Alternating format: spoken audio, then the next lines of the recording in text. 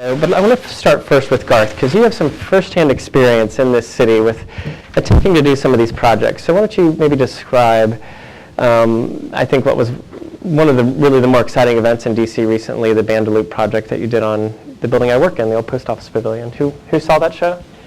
Oh, great, a lot of you. Oh, great. So, and maybe talk a little bit about some of the challenges that you faced in doing that.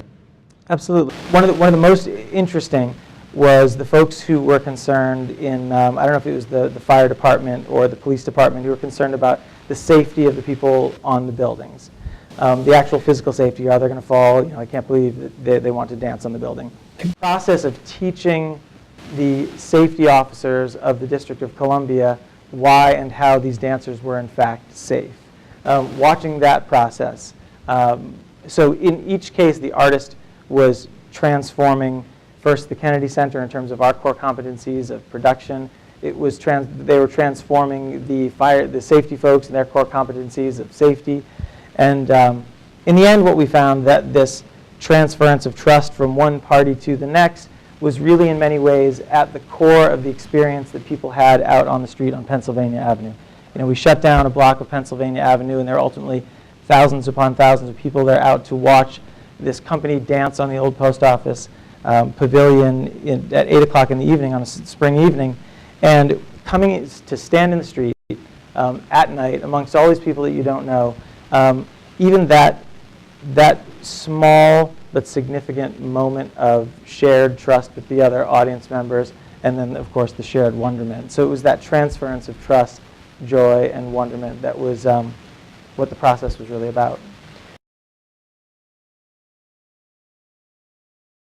Of course, we have public engagement as a piece of sort of permanent memorials. I mean, we do a dedication ceremony, but that's sort of a planned activity.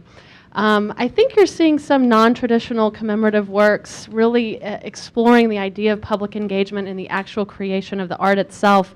I was so moved last year when the National Memorial AIDS Quilt came back to Washington, and this time around they actually spread panels throughout the city, which really changes notions that we have of access, right, and of really inviting people to experience the project. The fact that this memorial is built over time and by hand, and so many different people have been able to participate in its creation is quite extraordinary. And I think it sort of changes the memory of the memorial as opposed to our traditional notion of sort of spectator.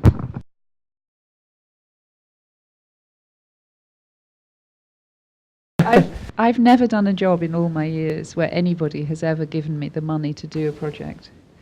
I've only ever been given a bit of the money and then told to go and find the rest. And it becomes incredibly wearing because most of your time is spent doing not what you're meant to be doing, which is producing the work. And then I would say that the thing that you'd want is compliance from city authorities, but that is wrong. That is wrong because if you're me and you've been doing it for a really long time and you go into one of those meetings, so imagine, you run Washington and I'm here saying, hey, it's a fairy story about a little girl and a giant elephant, and you're all saying, no.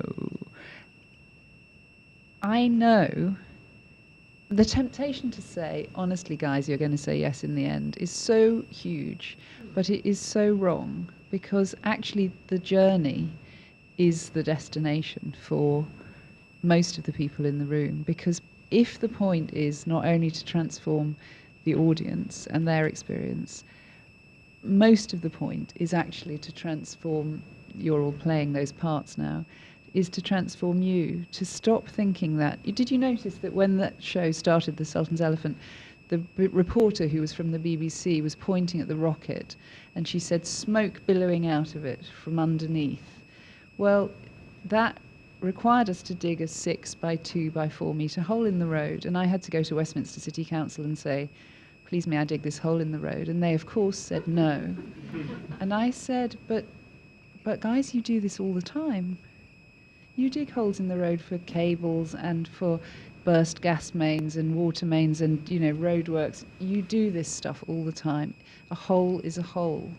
The purpose of the hole is irrelevant and the hole gets filled in again.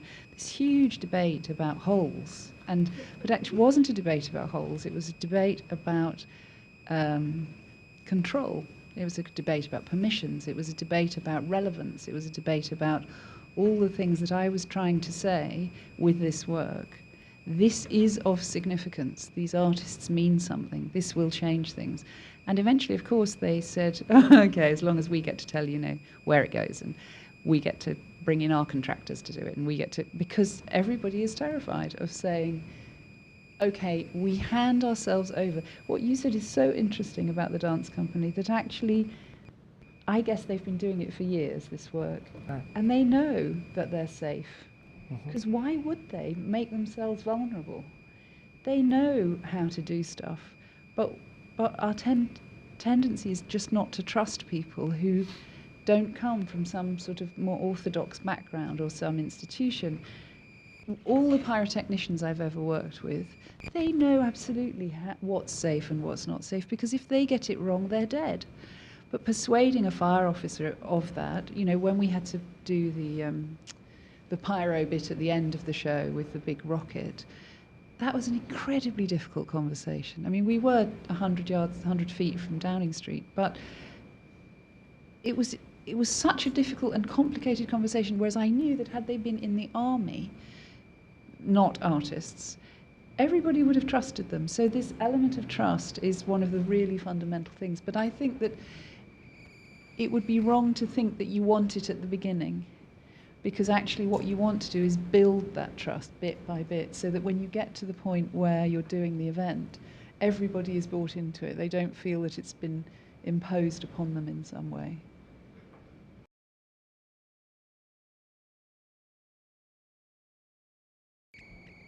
Certainly there are ideas that the artists are trying to convey, and there are ideas that can have an important power as they play out in the public.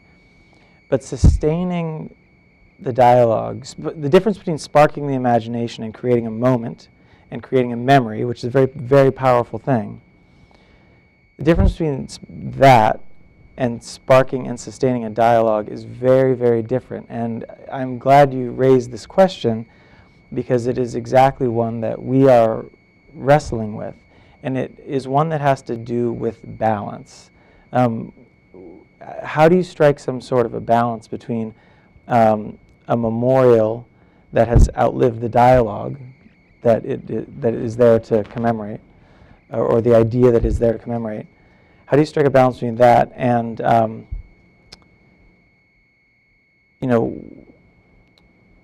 the memorial outliving the dialogue, or the dialogue outliving the memorial?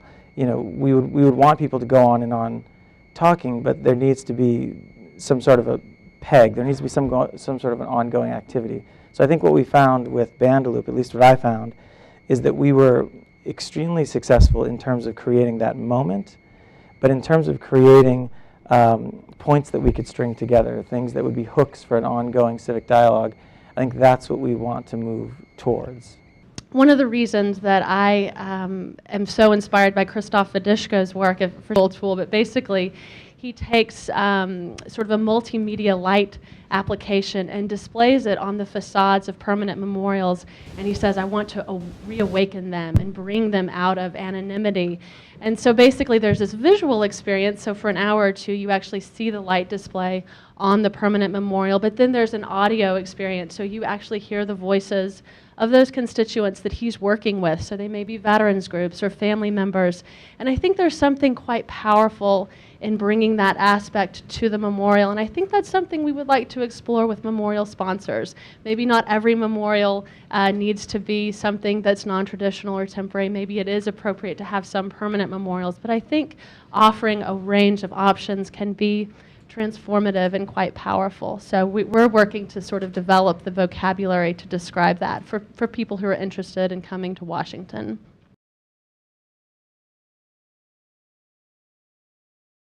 Repeated. But what was really interesting about both projects was not the immediate dialogue with the public.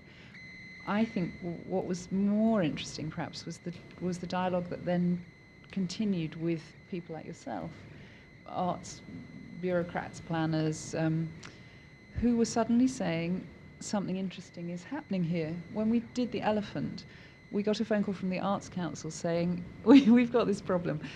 We have an information line, and normally it's full of people saying, why did you fund this? Or, well, you can imagine, I'm sure you get them a lot. Or why didn't you fund this? Or this is an outrage, or, that stuff. And they said, we just don't know what to say, because everybody is saying, if this is my taxes, more please. And that was an extraordinary thing for them.